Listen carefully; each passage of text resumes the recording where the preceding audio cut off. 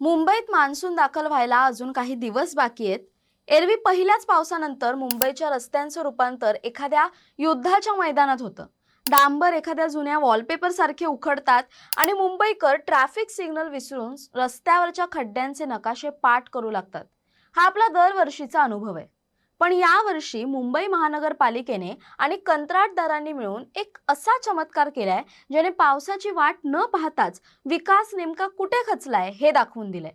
गोरेगावात तब्बल 248 कोटी रुपये खर्च करून बांधलेल्या मृणालताई गोरे उड्डाणपूल विस्ताराचं उद्घाटन 6 जून रोजी मोठ्या थाटामाटात नेत्यांच्या हसऱ्या चेहऱ्यांसह आणि फोटो सेशनसह झालं. पण आश्चर्याची गोष्ट म्हणजे उद्घाटनाचा गुलाल सुकायच्या आत अवघ्या 72 तासांतच या नवीन कोऱ्या पुलाची अवस्था अतिशय दयनीय झाली. ज्या पुलावरून वाहनं सुसाट धावणं अपेक्षित होतं तिथे पहिल्याच दिवशी गाड्यांचे टायर डांबरात रुतू लागलेत. रस्ता वितळल्यासारखा वाटतोय आणि एका पत्रकाराने गाडी उभी केली तर चक्क बाईकचा स्टँड जमिनीखाली खचला. तब्बल 8 वर्ष रेंगाळलेला आणि करदात्यांच्या पैशांतून तब्बल 33 लाख रुपये प्रति मीटर खर्च करून बांधलेला हा पूल पहिल्याच आठवड्यात इतका थकलेला आणि जीर्ण का दिसतोय?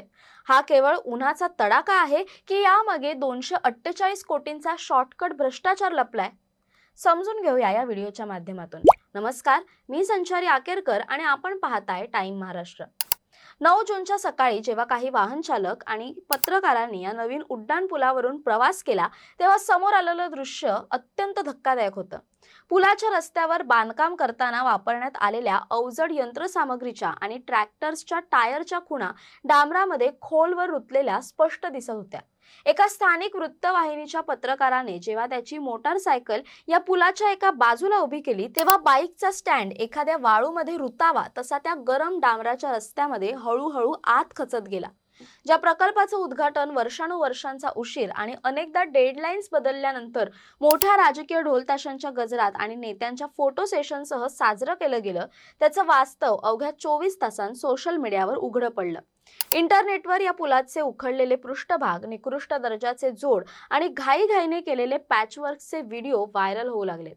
यावरून विरोधी पक्षांनी प्रशासनाला घेरण्यास सुरुवात केली असून मुंबई महानगरपालिकेने या वादावर पडदा टाकण्यासाठी पुलाचे जमिनीवरचे क्लोजअप शॉट्स दाखवण्याऐवजी ड्रोनद्वारे काढलेले हवेतील सुंदर फोटो पोस्ट केले.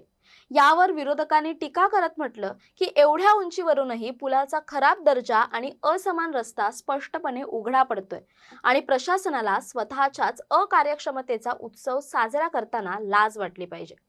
हा प्रकल्प केवळ मुंबईतील रखडलेल्या पायाभूत सुविधांचंच उदाहरण नाही तर तो करदात्यांच्या पैशांचा झालेला अपव्यय देखील दर्शवतो. राम मंदिर, SV रोड, लिंक रोड आणि वेस्टर्न एक्सप्रेस हायवे यांना जोडणारा हा अवघा 750 मीटरचा विस्तार प्रकल्प 2018 मध्ये सुरू करण्यात आला होता आणि तो 2 वर्षात पूर्ण होणं अपेक्षित होतं. मात्र तब्बल 8 वर्ष हा प्रकल्प रेंगाळत राहिला आणि त्याची मूळ किंमत 170 कोटी रुपयांवरून वाढून थेट 248 कोटी रुपयांवर पोहोचली. म्हणजेच या पुलाच्या केवळ 1 मीटरच्या बांधकामासाठी तब्बल 33 लाख रुपये खर्च करण्यात आलेत. या पुलाला महाराष्ट्राच्या राजकारणातील अत्यंत स्वाभिमानी आणि आक्रमक नेत्या मृणालताई गोरे यांचं नाव देण्यात आलंय, ज्यांनी आयुष्यभर मुंबईतील गरिबांसाठी, महिलांसाठी आणि पाण्याच्या हक्कासाठी संघर्ष केला. ज्यांना लोक आदराने पाणीवाली बाई म्हणून ओळखायचे अशा महान नेत्याच्या नावाचा वापर करून 7 वर्षांचा उशीर, 3 वेळा वाढलेला खर्च आणि कंत्राटदारावर केवळ नावापुरती दंडात्मक कारवाई करून प्रशासनाने मुंबईकरांच्या हातात हा उखडणारा रस्ता दिलाय. हा त्या महान वारशाचा अवमान असल्याचा आरोप आता राजकीय स्तरातून केला जातोय. या संपूर्ण वादावर मुंबई महानगरपालिकेच्या पूल विभागाने आपली बाजू मांडताना एक तांत्रिक स्पष्टीकरण दिलंय. प्रशासनाच्या मते या उड्डाण पुलावर मॅस्टिक अस्फाल्ट तंत्रज्ञानाचा वापर करण्यात आलाय. उन्हाळ्याच्या दिवसात किंवा उष्णतेमुळे डांबर काहीसं मऊ पडतं आणि त्यामुळे ते वितळल्यासारखं भासू शकतं, जी एक पूर्णपणे सामान्य तांत्रिक प्रक्रिया आहे. तसंच रस्त्यावर दिसणारे छोटे दगड किंवा खडी हे निकृष्ट कामाचं लक्षण असून वाहने घसरू नयेत म्हणून मुद्दाम टाकली जातात, जी अवजड वाहतूक सुरू झाल्यानंतर हळूहळू रस्त्यामध्ये स्थिर होतात. तज्ज्ञांच्या मते मुंबईमध्ये पावसाळ्यात होणाऱ्या अतिवृष्टीमुळे आणि या पुलाला असलेल्या वळणांमुळे वाहनांचा अपघात टाळण्यासाठी रस्त्याचा पृष्ठभाग खडबडीत असणं अत्यंत आवश्यक आहे। यापूर्वी 2020 मध्ये घाटकोपर मानखुर्द उड्डाणपुलाचा रस्ता अत्यंत गुळगुळीत केल्यामुळे अनेक गाड्या घसरून अपघात झाले होते, ज्यामुळे तो पूल काही दिवस बंद ठेवून त्यावर पुन्हा खडी पसरावी लागली होती। त्यामुळे प्रशासनाचा दावा आहे की केवळ व्हिडिओ पाहून पुलाच्या दर्जावर प्रश्नचिन्ह उपस्थित करणं घाईचं ठरेल।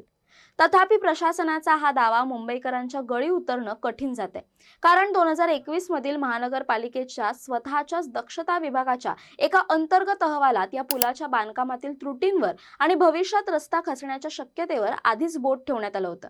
याशिवाय मुंबई आणि आसपासच्या परिसरात नव्याने बांधण्यात आलेल्या अनेक प्रकल्पांची अशीच दुर्दशा झाली आहे। मग ते मीरा भाईंदर मधील 100 कोटींचे उड्डाणपूल असो, उंची मॅच न झालेला गोखले पूल असो, की उद्घाटनानंतर लगेचच दुरुस्ती करावी लागलेला अटल सेतू असो। आता विरोधी पक्षांकडून या पुलाच्या कॉन्क्रीट आणि डांबराची कोर टेस्ट आणि रिबाउंड हॅमर टेस्ट करून त्रयस्थ ऑडिट करण्याची मागणी केली जाते। तज्ज्ञांच्या मते या पुलाचा खरा कस आता अवघ्या काही दिवसांत येणाऱ्या पावसाळ्यात लागणार आहे। जर यामध्ये निकृष्ट दर्जाचं डांबर वापरलं असेल तर पावसाच्या पाण्यात हा रस्ता संत्र्याच्या सालीसारखा उकडून निघेल। परंतु तोपर्यंत कोणतीही सुरक्षा किंवा खात्री नसतानाही रोजच्या वाहतूक कोंडीला कंटाळलेले मुंबईकर जीव मुठीत धरून याच पुलाचा वापर करत राहतील, कारण मुंबईत सामान्य जनतेकडे पर्यायाची नाही तर फक्त मुंबई स्पिरिटच्या नावाखाली सहन करण्याची सोय उरली। दरम्यान या सर्वाबद्दल एक मुंबईकर म्हणून, एक सामान्य नागरिक म्हणून तुमचं काय मत आहे कमेंट करून नक्की कळवा। तसेच अशा नवनवीन व्हिडिओसाठी टाइम महाराष्ट्रला सबस्क्राइब करा। धन्यवाद।